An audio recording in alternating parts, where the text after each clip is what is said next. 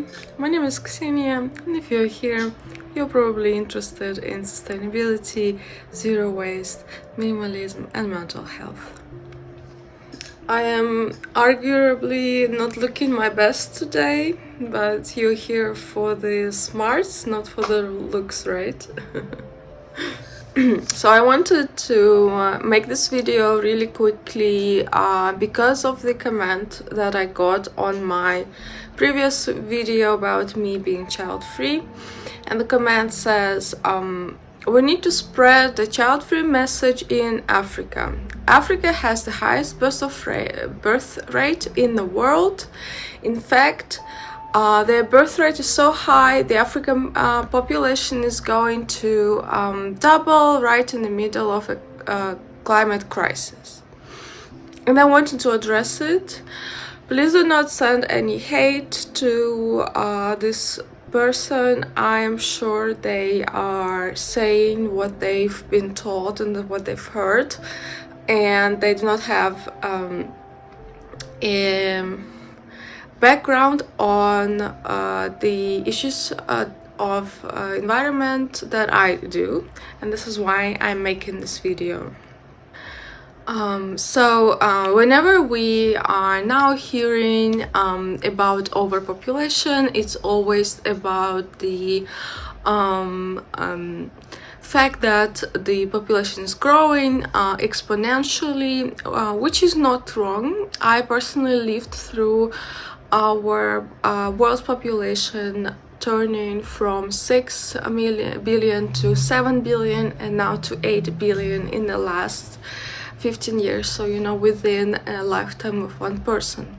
However, you have to understand that this worry about overpopulation and the thing that we're going to run out of resources, we're reproducing too fast, is not new, and it started with the work of Thomas Malthus, essay on the principle of population in the late 18th, early 19th century. He was talking about the fact that there are, with the rapidly growing population, there are things like starvation, disease, hunger, and war that are going to change the population, decrease it. And then he was also proposing, abstinence, so basically not having children, but not with as any source of birth control, but with the source of not having sex, which I'm sure is not very successful.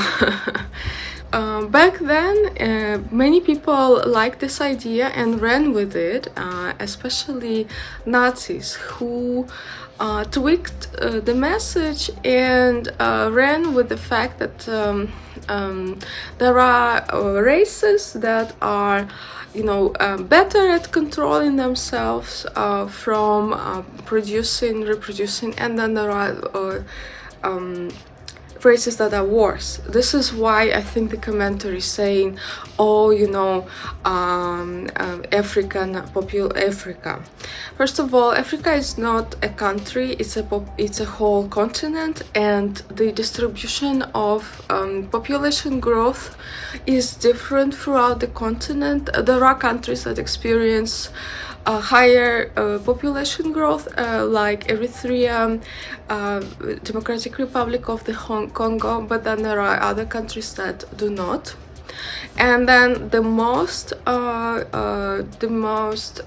populated countries right now are, with the higher birth rate, I have to say, are India and China, with China leading it, but India are about to surpass China in the next decades. And we have to understand that, for example, density of population and population growth are different things, because density, because Netherlands, for example, is one of the most dense population country. Even though it's very small, it has 18 million people living here, which is one of the densest country in the world. So having higher birth rate not necessarily means that the country is overpopulated. The idea of overpopulation was also brought in the 1960s, and it's still very prevalent, even though it is not factual. And I am here today to debunk the myth of overpopulation. According to the United Nations Population Fund, the population growth that we have been experiencing for the last 50 years is due to human life expectancy reaching new heights. At the moment, worldwide life expectancy is 7.2 years, and it's going to increase in the future. In the Netherlands, for example, where I live, the human expectancy is human life expectancy is 82 years on average. So which is basically meaning that before, due to things like child mortality, poor health care, lack of vaccines, and shorter life expectancy, people were just staying on the planet less time than they are now. And this is why there are a lot of people on the planet at the moment.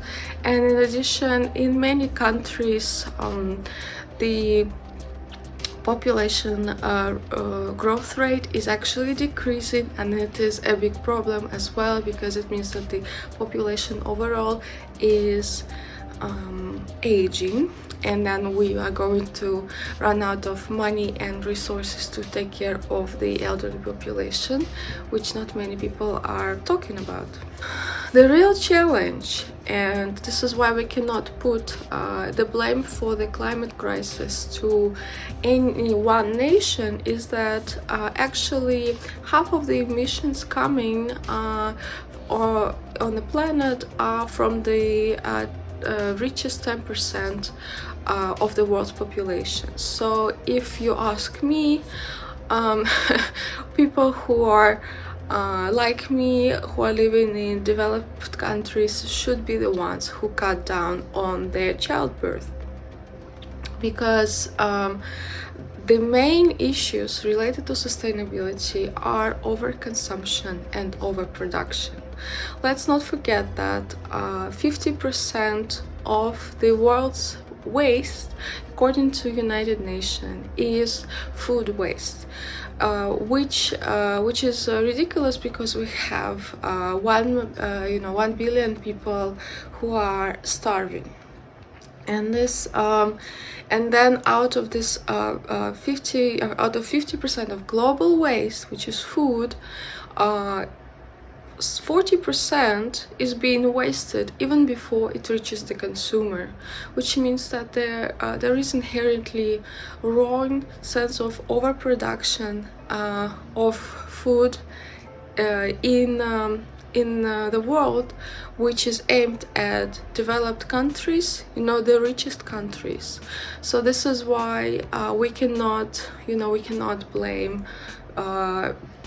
countries with a bigger population, because they are just consuming less in comparison to this 10% of the world.